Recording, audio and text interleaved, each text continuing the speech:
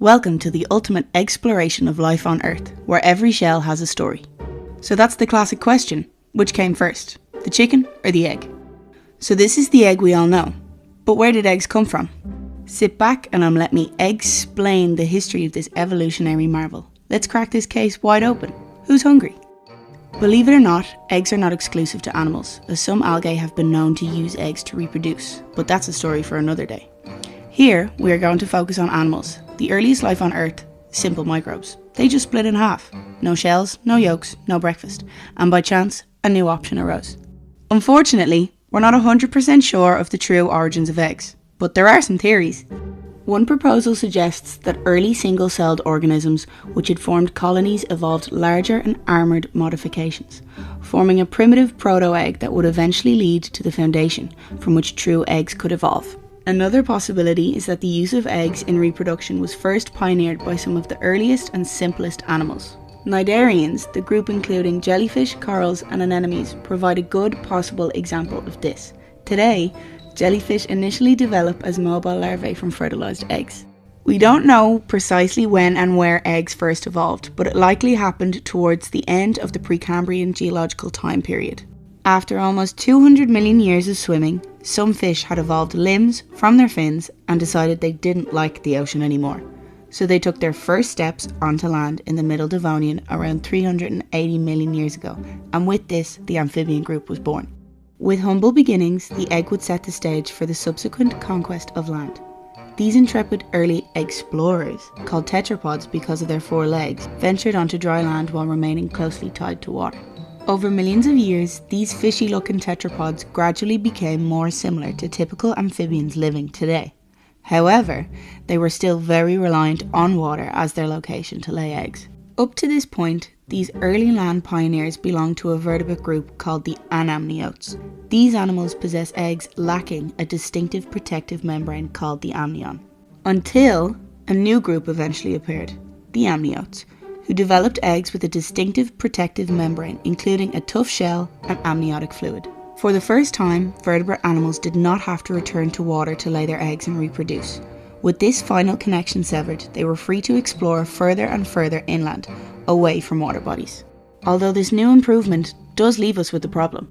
These leathery shells, lacking calcium, don't fossilise easily, making it quite difficult for us and Percy to trace their exact origins or pinpoint when they first appeared. Around 300 to 250 million years ago, the advantages of the amniotic egg allowed reptiles to conquer the land. This led to hard-shelled eggs and the subsequent archosaurs, which includes the incredibly successful dinosaurs, who first appeared 240 million years ago.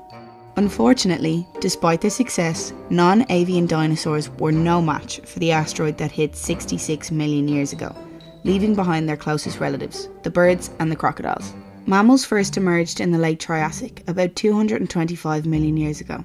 The world was very different back then. All of the continents had joined together to form an enormous single supercontinent called Pangaea. The 3 major groups of mammals living today are the monotremes, the marsupials and the placentals. Each of these groups have their own egg-siding reproductive strategies.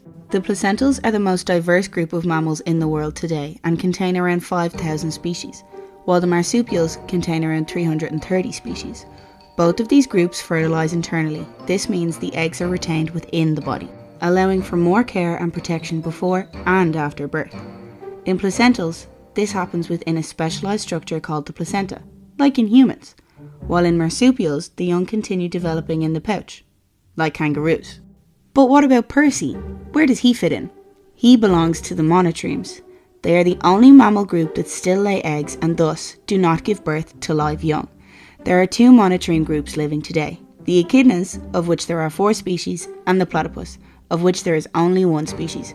Percy, you're one of a kind! Monotremes lay a few soft, leathery eggs at a time. As you can see, they are classic amniotic eggs, just without the hard shell. Echidnas have pouches for incubation like kangaroos for their eggs, while platypuses dig burrows to incubate theirs. So what do you call a platypus that lays eggs in secret? An undercover egg-spurt. At the end of the Triassic period, the very first mammals likely laid eggs, much like modern monotremes. Over time, this early egg-laying strategy evolved into live birth, seen in most mammals today. In this story, we have travelled over 600 million years to show you the evolution of the egg. So, Percy, what have we learned?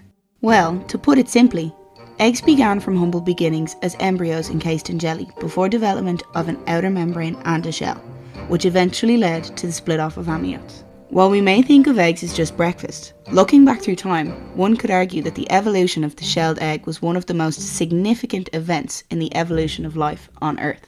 It proved an effective reproductive strategy for vertebrate animals on land, allowing them to move further and colonise deeper into those ancient terrestrial environments. And who could forget the egg's greatest achievement? Scrambled eggs! Oh, and you too, Percy. So, the egg came first, right?